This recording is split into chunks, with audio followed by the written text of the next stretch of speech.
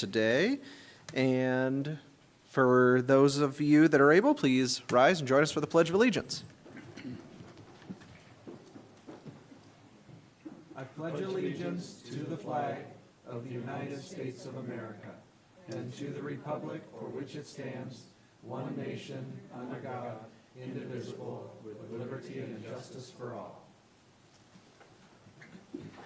All right, thank you. That brings us to open public forum. We have one individual who has signed up ahead of time, so we will start with Paul Schneider. Paul, if you'd please come forward to the microphone. You state your name and address for the record, and you'll have 3 minutes. Thank you. My name is Paul Schneider, and my address is 4516 East 39th Avenue, Spokane, 99223. I'm here today on behalf of a local nonprofit called Human Rights Spokane. We used to operate under the name Spokane County Human Rights Task Force. We are an all-volunteer board and have been in existence since 2016. We do a number of services for our community, including advocate for victims of hate and bias incidents. We also celebrate human rights champions locally with an annual banquet every year, which I hope our commissioners would attend in November. And we also have a unique data tracking system, an online system to track hate and bias incidents in our community. We've also been tasked by the state to be a pilot group for the new statewide hotline that's going to be coming online in the next couple of years. And we're here today to ask the county to consider making an appointment to our board. We had a longtime board member, Martha Lou Wheatley, who had been designated by the county to represent the county on our task force. And we are now, because of scheduling conflicts, in need of a new replacement for Martha Lou. And so we're here today to just make sure that you were aware that we'd like to have that appointment. I have sent a couple of emails, and I've not heard back, but wanted to make sure that we were here today just so that you knew who we were, and that we were hopeful that we could get a voice from the county on our board, especially as we move into this very important time. Given events of last few days, we all need to make sure we're building bridges rather than tearing things apart. And so we hope to engage with the county commissioners in terms of getting this appointment made, and we will be certainly following up.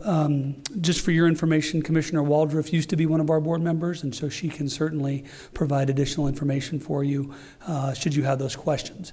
But we hope in the next several weeks that we can engage and see if we can get folks appointed to represent the county, because we think that's an important voice in our system. So thank you very much. Go for it. Thank you for coming down and making us aware of the opportunity. Is there a specific skill set or a specific characteristic that you would like to see in that appointment from the county? I think the most important thing is a person who is, willing to be collaborative and work in an all-volunteer situation. But we're mostly looking for somebody to represent county interests. We have representatives from the city, from the sheriff's office. Sheriff Knowles is on our board, but also other advocacy groups and other nonprofit pieces of the community come in. And so we're just trying to get as many representations as possible from our community. Thank you for your question. Thank you. Thank you. Next individual who has signed up is Susie Hokinson.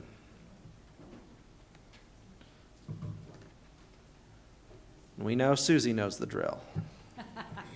Mike's on. Susie Hokinson, and it was really nice to finally get to meet your wife, Al.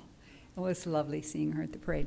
So a couple weeks ago, I told you about the Lands Council's legislative forum that was just so impressive. There were 15 elected officials. And I brought each of you a bag, not Amber because she was there, and both Simons and Anderson, you get one too. And there's an amazing, this is great bedtime reading. There's wonderful, wonderful stuff in this. And then you're each going to get a little booklet in there to keep notes in and a coffee cup. And that day I spent 2.5 hours with Margot Hill, in the Indigenous group, and it was just amazing. And I told Margot that a couple weeks ago I invited you all to consider doing a land acknowledgement, and she just giggled. She just thought that was really neat that you were going to, and she would be here today, but she is in Baltimore. And I wanted to read, yes, time left. I wanted to read Well, it was really fun. I've been spending a lot of time on the internet looking at all the land acknowledgements, and it's just stunning how everybody has one. It's and the cities was 3 years ago they started theirs, and I wanted to read the one that is from the Spokane Public Library, and I'm just going to leave out the word, well, a couple words. So the statement is, all Spokane public buildings sit on the traditional homelands of the 4 bands of the Spokane tribe: Upper Band, Middle Band, Lower Band, Chewelah Band. Since time immemorial, the Spokane tribe of Indians has lived and cared for these grounds, identifying themselves as flesh of the earth. We pay our respects to their elders, past, present, and emerging. We show gratitude to the land, river, and peoples who have been fishing, hunting, harvesting, and gathering here for generations. May we learn from one another's stories so that we may nurture the relationship of the people of the Spokane tribe and to all those who share this land. And your bags are right there, but the teacher in me says you don't get anything to look at when I want to talk. Anyway, thank you. All right. Is there anybody else who would like to participate in open public forum? Second call? Third and final call? Seeing no one else wishing to testify, we will close open public forum.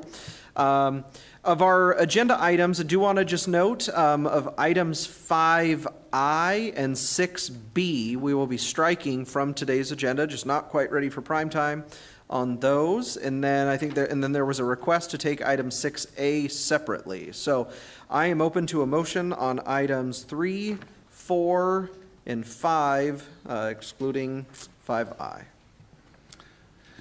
Thank you, Mr. Chair. I would move that we approve items 3, 4, and 5, excluding item 5I, as described by the chair.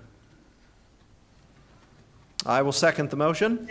Again, that is a motion to approve items 3A and B, 4A through E, and 5A through H. Any comments?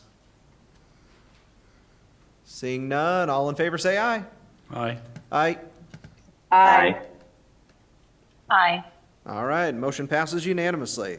That brings us to item 6A, which we're going to take separately. This is a resolution in the matter of calling for an election within Spokane County to be held on Tuesday, November 5th, 2024, and submitting to the electors a proposition to renew the imposition of a 0.1% sales and use tax through Spokane County as authorized by RCW 82.14.350. The proceeds to be used solely for juvenile detention facilities and jails. Is there a motion to approve item 6A? And then we'll take comment. So moved. I move to approve item 6A. Okay, we have a motion and a second. Second. Any comments? Commissioner French? Yeah, thank you, Mr. Chair. This is a renewal of a tax that's been in place for well over 20 years, and it's a little bit challenging for me to support this effort at this time because I know that there are a lot of people out there that are hurting financially, and I've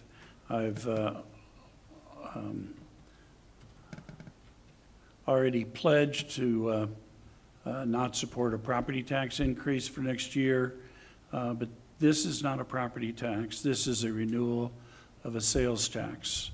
And I'm going to go ahead and support it because I don't want to stand in the way of the voters being able to have their voice known as to whether they want to continue this tax or not. It is about public safety, and that's a topic that's near and dear to me. I've been a staunch supporter of public safety efforts for as long as I've been in office. This tax has served the community well for the last several, actually the last couple decades. But again, I'm supporting it because I want the voices of the voters to be heard, and I don't want to stand in the way of that. So thank you, Mr. Chair. Are there any other comments? Seeing none, all in favor say aye. Aye. Aye. Aye. Aye. Aye. Motion passes unanimously. All right, that does it for all of our printed agenda items. So I will look down to CEO Simmons and Mr. Anderson.